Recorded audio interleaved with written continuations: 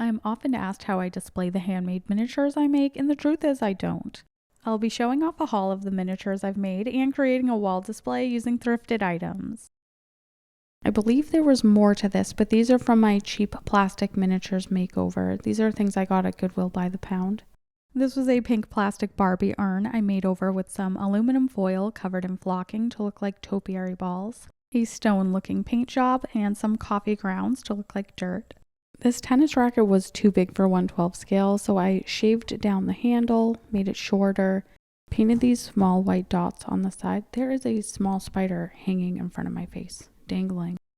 If I remember correctly, this was a yellow plastic jug. I made it over using these grape-looking things that came from a full-size arrangement. I'm hoping they simulate hydrangeas. I painted the plastic using some silver rub and buff for nice realistic luster.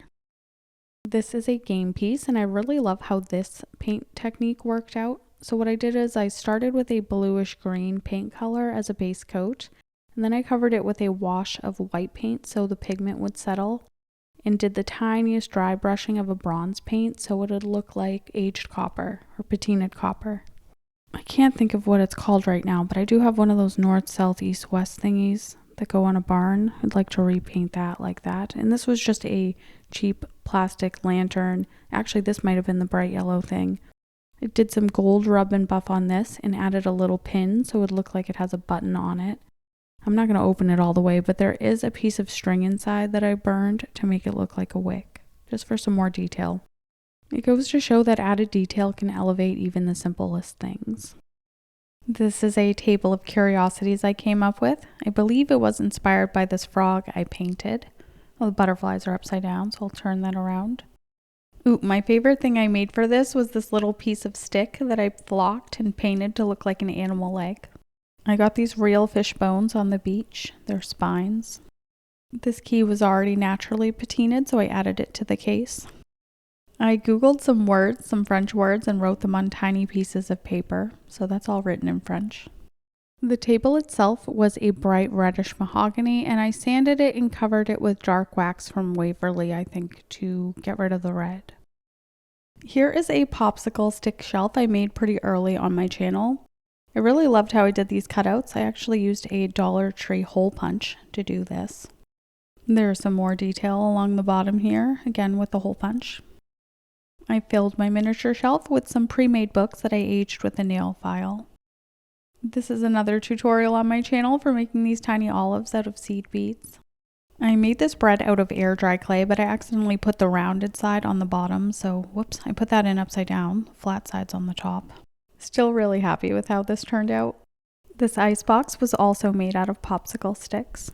It has the freezer compartment on the top and the refrigerated section on the bottom. Oh look, I actually glued sand inside of there so it would look like ice forming, crystals on the inside. That's cool, I forgot that I did that. The back of it is made of foam core, so it's nice and white, and there's also some foam core on the door to make it look like that thick insulated section. On the bottom, I cut a little food container I got from a restaurant and just sliced it so I could set it back a bit. I forget what this part is called. I love how I used vintage Dresden trim to create all of the hardware. This is just sitting on the surface. None of this actually functions. I used medical tape to act as the hinges and painted them brown so they'll blend in. This is a little kitchen shelf I most recently made out of popsicle sticks, but this time I used a cheap file to do the details on the side. The spice rack is filled with teeny tiny jars, and I actually made those out of straws. It was a lot of fun coming up with a wide variety of stuff to fill the jars with. I used sand, flocking, real life herbs, dried flowers, tea, all kinds of stuff. You can see the huge difference in the color between these two shelves. So for the shelf on the right, I used some antique dark wax. And for the other shelf, I think I did brown with gray dry brushing. Here's my 1/48 scale witch's cottage, which is probably my favorite thing I've ever made. I decorated this thing 360, and on this side of the wall there's this extremely cute little potter's bench I think I made out of coffee stir sticks. There are tiny polymer clay mushrooms sitting on the surface. There's some more little clay mushrooms on the trees. I used some Sharpie to color in the stained glass window. I made this out of a Jill casserole kit and added these trays on the outside, I think made with air dry clay or paper clay. I actually don't remember now. Oh, I used some more clay to make a tiny lion head door knocker for the front door. Probably some more coffee stir sticks to make this fence that I stuck into some insulating foam to make the base. Oop. Making a base gave it some height so I could add some stairs and landscaping. It's a little skull over the door. This detail took almost no time to make, but I am so in love with the little bird's nest I tucked behind the shutter up here. I hope you can see it. I'm using my phone to try to illuminate it. There are pretty pink flowers on the other side. The inside is decorated as well. It's so small I have to use my phone to light it up. This was the 10th video I posted on my channel in February of 2022. If you haven't watched that video, you really need to go see it. It's when I really came into my own and started making a lot of things from scratch and using random trash and bits and bobs I found. I made a handmade sconce, but at some point the light stopped work. Oh, there it is. Okay. It didn't work yesterday when I tried it, so I'm going to kill the lights. I fed the wire from an Evan designed light kit through the foam and the wall to make this a functional light sconce inside of the house. I am linking the video to this project at the end of this video because you really need to see it. This was a popular video. I made a bunch of jars, mostly using glue stick, but also using some pony beads. This is a hot glue stick jar with a label I printed from Etsy. Pretty much the only technology you see me use making minis would be printing labels, flyers, art, posters. It's just a lot of detail and bang for your buck, although my printer is currently not working, which happens. Anyway, I needed to make 2 jars for my Spider-Man apartment diorama, which is how I ended up with all these extras. This is a Hallmark ornament of a Victorian Barbie dream house that was sold in the early 90s. This is obviously not something I made, but I will be displaying it on my shelf because this house represents a lot of great memories for me. The first great memory was just receiving it. I was really surprised because we were poor and it was a very expensive Barbie dollhouse, so I was shocked to receive it and absolutely thrilled. My sister and I spent hours and hours playing Barbies in the basement, and she passed away, so I just really cherish those memories and those times with her. I gave my dream house away to a cousin of mine. I really regret doing that. I wish I at least had told her to keep it so she could give it back, but who knows whatever became of my real dream house, so I have this tiny substitute. It took a lot of time and effort to get good footage of this tiny little shed I made, so you'll have to just watch the video, but this is made out of popsicle sticks as well. The little corrugated cardboard roof to look like metal. As always, I had a lot of fun making the details, like this tiny clock on the wall that's made from an itty bitty button. The tools you see are from a Robin Betterly kit. There are handmade terracotta pots and a tiny ladder I made out of coffee stir sticks, so watch that one. These are made from more Robin Betterly kits, just like the tools in my tool shed. This is from their Little Bookhouse series. So the kit consists of a few laser cut pieces and some of these beautiful printies that you can cover them with. So it looks like a little dollhouse flanked by books. Well, actually, that obviously varies because this one is a birdhouse flanked by books. I added minimal custom details, but it does come with the flocking and all that. So here you can see that these are actually paper holes. So if you make my miniature popsicle stick bird houses, instead of drilling a hole like I did, you could just put a black piece of paper because that does simulate the hole nicely. For this Halloween themed one, I made a tiny jack-o'-lantern and an extremely tiny black cat using liquid polymer clay. Robin Betterly also has a secret book series, which is the world's smallest room box hidden inside of a book. So you can put these on a bookshelf and it looks like a book, but then you pull it open and there's this minuscule scene inside.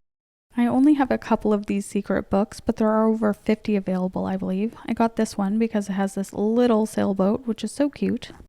If you want to try miniatures for the first time or get someone else addicted to the hobby, I would check out the Robin Betterly kits because there are hundreds, maybe 1,000 available, and it's a small business. Over the years, I have made over a lot of Dollar Tree furniture. This isn't even all of it. Some of it is in a couple of different projects, and I don't have some of the pieces somehow. This is an early Dollar Tree makeover. It's kind of simple. I just decoupage some paper onto this one. These are 3D printed handles that I made myself. It might surprise people that I own a 3D printer since I never use it, but It's a resin printer and I just don't like the cleanup, so I never get to use it. Another early simple makeover. This started out life as a 3-drawer desk from Dollar Tree, but I cut a drawer off to make it narrower and made some rustic looking wood boards on the top using my X-Acto knife. It's a pretty cool technique I've used on a piece of plywood to make a floor for a dollhouse, so maybe you should check out that video. More recently, I made this Dollar Tree desk, and it actually came from this dresser that I decoupaged, so that is a huge transformation. This was a project where I made 2 different tables, but I don't know what happened to the other one. I'm not sure, but this is one of the drawers from the desks, and I used some stair balusters as legs. This is a series I started where I use cardboard to recreate Dollar Tree furniture for people who don't have access to it. The dresser itself is made of cardboard and the hardware is pretty cool. It's made from a sequin and some jump rings. I intended for this to be a series, but I actually forgot about it, and this is the only piece in that series so far, but maybe in the future.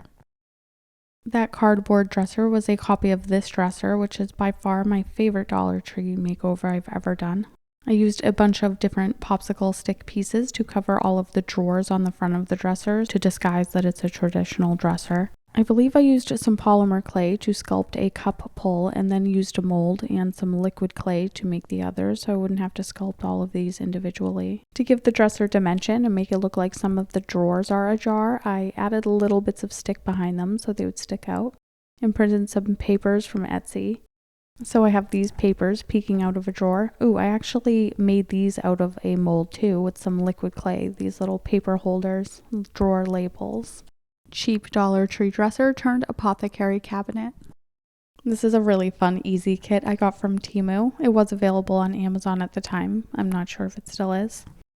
Sometimes kits can be really tedious and not fun. Like I've done some Row Life kits that drove me nuts. I've actually never finished any Row Life kits, but this was a really fun one and it has lights. Super cute. As usual, when I was doing this kit, I repositioned furniture, added custom details. I just made it my own. Oh, something I did that I really like. So these 2 little plastic bunnies that come with the kit, I covered them with beige flocking so they look furry. This is from a video where I made over a $3 fountain using cheap materials and a more expensive one using proper hobby materials. So I used, I think, hot glue for the water and water effects for the one on the right. For the cheap Temu one, I cut a piece of plastic to simulate water, cut it to size. For this one, I used resin and coated it with Mod Podge and a dry brush of white paint. So I think the biggest difference between the high-end version and the cheaper version is the flocking. So here I was only able to use paint, and here I used real flocking from a hobby store. I just think the flocking makes a huge difference. I call it talent in a bottle for a reason. I have seen people make flocking using sawdust mixed with paint, but I just love the spongy green appearance. These are 2 polymer clay ashtrays that I actually made and filled with cigarettes and ashes, which is chalk pastel.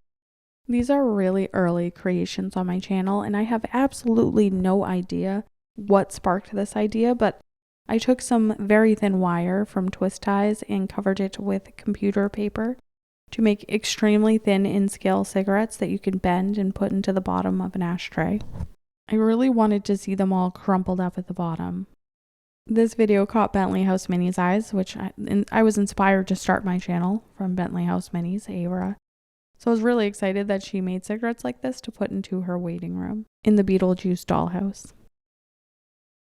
So this was funny. I actually bought a kit. Oh, I just said actually again. I bought a kit from Earthen Tree Miniatures and I wasn't paying attention at all to what I was buying. I thought I was buying the facade of 3 houses. Instead, I bought a 144 dollhouse and I didn't really like the style. So I completely changed it to make it look like a modern farmhouse and put a bunch of handmade furniture and decor inside. My crappy attempts at showing the inside are not doing it justice, so there are 3 videos in that series and you should definitely watch them.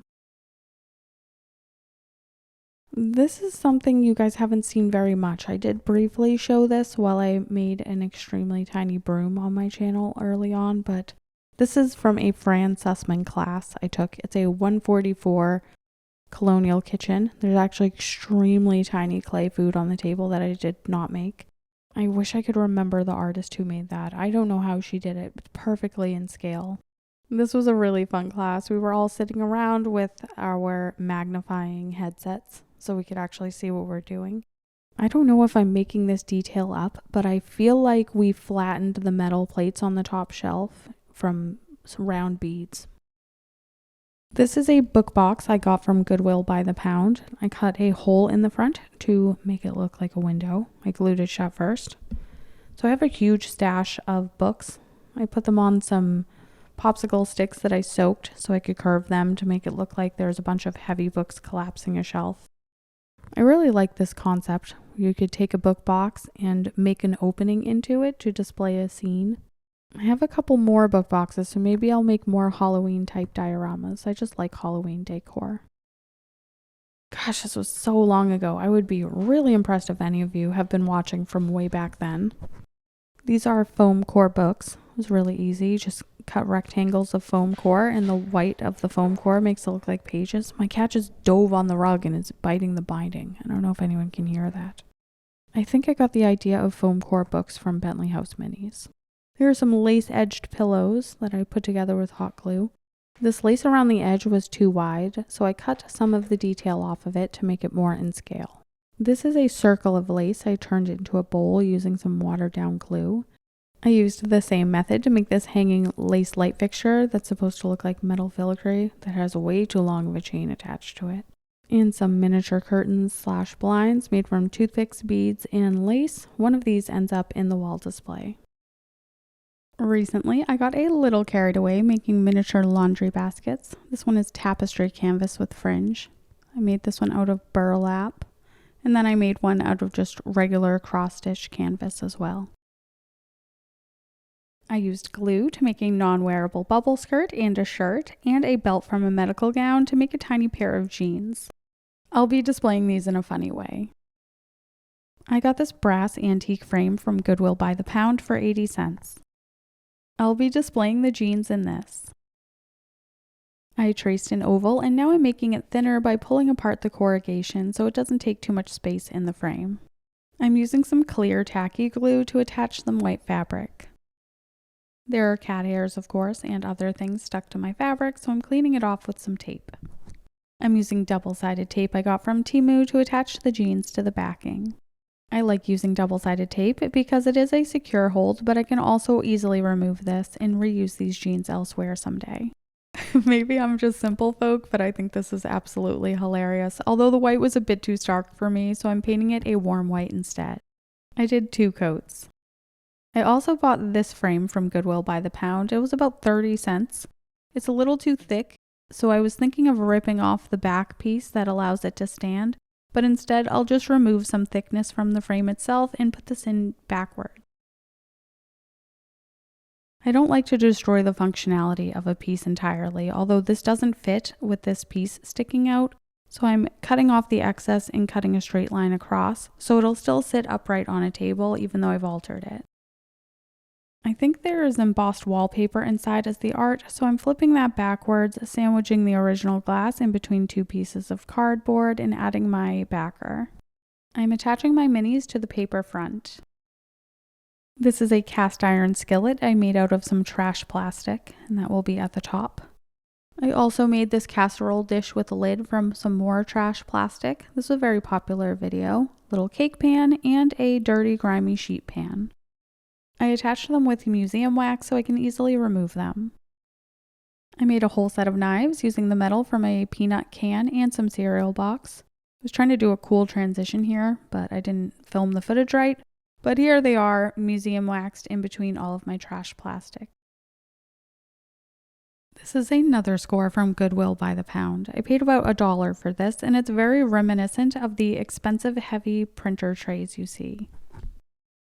I love how this looks, and I prefer it to a printer tray because there are much bigger cubbies that I can use to display my miniatures, but the backdrop is way too dark, so I am removing the backing, hopefully in one piece, so I can paint it. You could use a flathead screwdriver to remove the backing, but I am using a cuticle pusher because it was closest to me and I'm lazy.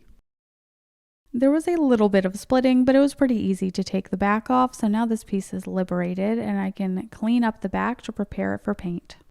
I made the mistake of watching a YouTube furniture flip video, so now the algorithm is coming for me, but I do find it really satisfying when the flipper cleans a piece of furniture and you get to see how dirty it is, so here you are. This will be painted white and there will be a bunch of miniatures on display as well as a grid over front of it, but I am taking the time to use some glue to secure any of the pieces of the veneer that are popping up. To keep the thin veneer from popping up from the moisture of the glue, I'm pinning it down with some weights and some Dollar Tree clips. After sanding, I realized there's quite a bit of texture on this piece, so I went over pretty much the entire thing with some more spackle and then sanded it nice and smooth. I wore a mask and wiped away the dust with the damp cloth. I could come in with some shellac-based primer, which will block any tannins from the wood, so anything that might make this look yellowish and bleed through the paint, but instead I'm going right in with my wall paint. I was recently coping with the stress of my missing cat by painting my dining room simply white, so I'm just using that same paint to paint the back of this. It's a nice warm white. After the first coat dried, I sanded it down so it's nice and smooth and gave it a second coat. Now it's time to reattach the back piece. I'm sure it surprises no one that I'm the type of person who reuses painter's tape. I'm using it here to protect the very thin wood from my staples, so hopefully this will help prevent it from cracking. It was easier for me to control the placement of the staples if I flipped the handle the opposite of how I'm holding it here. None of the wood split, but I can't be entirely sure this actually worked since I didn't attempt it without the tape, so Now I have a beautiful bright clean backer for all of my minis. When you walk into my studio, the first thing you see is this wall of bins, so I will be relocating these and placing the display wall right above where all of this crap used to be.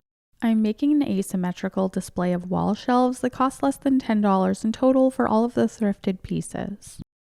Another thrifted find, I got this mirror for $1 at a thrift store that was brand new from Walmart, but I did break it during my move. I'll be attempting to cut the larger shards and reusing this frame at some point. I'm using a glass cutter to cut the biggest piece of broken mirror into a square. The intention is to use this in my display.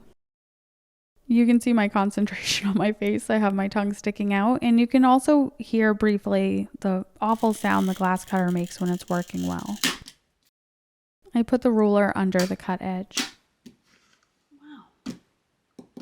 That was the first time I've successfully cut glass, so I was very surprised it worked. I'm using this piece behind the witch's cottage so you can see the front and back of it simultaneously. I have the pants, the cottage, and the plastic pans displayed, and then I added everything else. When I laid this out on the floor, I had all of the items on the right side of the display wall over here on the left, and I do wish I had kept it that way because the right side of the display is a lot more interesting, but this is the side you see first when you walk in the room. I'm really happy that I took the time to remove the dark wood in back and paint it white because it's a great backdrop for all of these minis. There are minis in here I will swap out or condense into the same square as I make more miniatures, but I wanted this to have a nice full look. There's a 3D printed Bentley House Minis house that you get when you order stuff from her store that I displayed since she inspired me to start my channel. There are lots of items on this right side that I didn't get to show you today because I've made so many minis on my channel, so make sure you go back to the beginning and start watching some videos you've never seen before. The Witch's Cottage video is right here for your enjoyment. I absolutely loved this project so much and I'd love for you to see it and tell me what you think.